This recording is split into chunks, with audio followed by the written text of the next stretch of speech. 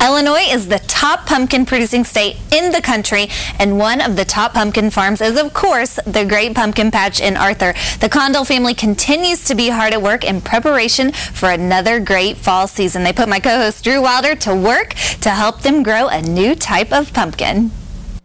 Every fall, the Great Pumpkin Patch in Arthur welcomes out about 50,000 folks who are coming out, eating good food, listening to good music, and picking some of these incredible pumpkins. But you ever wonder what goes into the summer before all of those pumpkins are ready to be picked? Matt Condell is going to take us out on the farm. We're going to plant some pumpkins, we're going to water them, and we're going to see everything that goes into a long summer at the Great Pumpkin Patch to make sure that you have a great fall out here.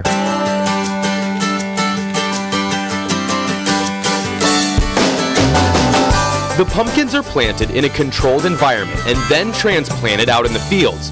Mac shows me how we'll take turns feeding the planter to grow pumpkins 2 feet apart from each other. There's colors, there's red and yellow. You know, you would be yellows, I would be reds, but if you miss one, I'll try and hit it, and we're basically just trying to put a plant in each one as it comes around. All right.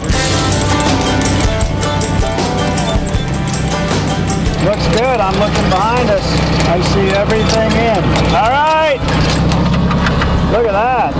Straight. Not too bad. Well done. All right, cool. With the plants in the ground, a shot of water will seal the soils together and begin to feed the roots. This variety is rascal. So these are little rascals that we're planting. Is that like planter, like crop? That's right. So how much water does this tank hold, and how far will that go? This has 425 gallons, and we can do 8 rows, which is equivalent to 1 acre. So we can water 1 acre in about 40 minutes.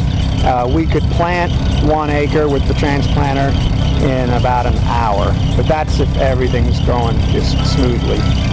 Which, with our conditions this year, with the lack of rain, everything's really worked beautifully. We've been able to pick the right day we wanted to plant because there's nothing else going on. It's not raining or anything, and same with watering. We haven't had to move in and out of showers, so we've really had a pretty easy growing season so far. But luckily, pumpkins like dry weather and they like the heat, and we've had plenty of both. So far the crop looks as good as it ever has in our 24-year history.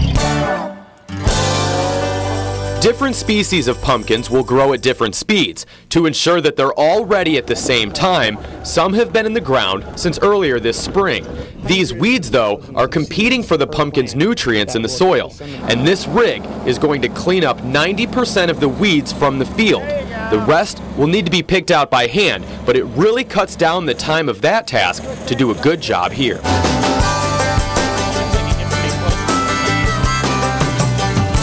Tell me what this machine is that I'm about to take a chance at operating. All right, this is an eco weeder. So we've already cultivated the pumpkins, and that only gets so close to the plants. And now we want to get inside, in between the plants, in the row, which we normally would use a hoe and walk pumpkins like people have done for decades, you know, walking beans and so on. But the pumpkins, we have a lot of hogweeds, and that's our nemesis. And that's what we've got, and they're in between the plants. And this eco weeder, if operated correctly, should take care of that. So you're going to sit on here, and you're going to kind of be in a live arcade game, and these plants are going to come at you while Dad goes down the row, and you're going to use the handles, and the tines are going to be down into the ground, and as the plants come, you're going to move the tines as they're spinning in and out, trying to get inside the row, and then let the plant go, inside the row, let the plant go. So hopefully as you go down, we'll have a clean field behind you, and we will have saved a lot of labor, a lot of backache, a lot of headache with the Great Pumpkin Patch here. So that's what we're hoping you can accomplish. I will do my best and try and save you a little bit of work afterwards. These are the nemesis of pumpkin fields, this hogweed. This little plant is what's inside the row, and you just killed thousands of them. These can get 6 feet tall, 4 feet in diameter, and filled with little teeny black seeds that really wreak havoc when it comes to trying to pick these fruits in the fall, trying to get these to be as big as they really could be. So we're doing a heck of a lot of good out here, and this is one of the things that we do, that we think we like to have a nice clean patch for people to come out and pick their own pumpkins in the fall. Great. Happy to help. Yeah, excellent. Well, thank you very much. Good job.